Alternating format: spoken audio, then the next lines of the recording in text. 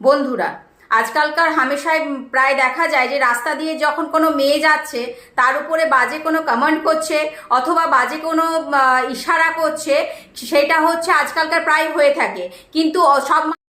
কিন্তু সব মানুষেরা জানে না এটা একটা কত বড় অপরাধ। এটা 3 বছরের জেল পর্যন্ত হতে পারে এবং ফাইনও হতে পারে।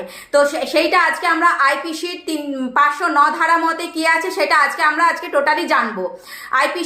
আইপিসির 500 অথবা কোনো অশ্লীল ছবি তাকে পাঠানো হয় অথবা সে রাস্তা দিয়ে যাচ্ছে, তাকে ছোঁয়া মানে তাকে কোনো ছুঁয়েছে, তো সেক্ষেত্রে কিন্তু আইপিসি ধারা মতে 509 ধারা তার উপরে লাগু হবে। হ্যাঁ, এখন আপনারা বলতে পারেন যে আইপিসি 354 এবং 509-এর মধ্যে তফাৎটা কি।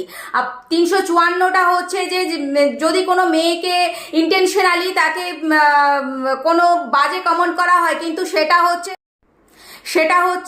তার উপরে বল প্রয়োগ হবে।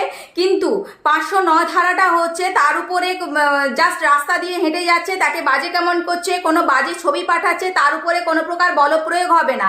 এই রকম পজিশনে 509 ধারা আইপিসির মতে তাকে লাগু করা হবে এবং 3 বছরের জেল এবং তার সাথে ফাইনও হতে পারে।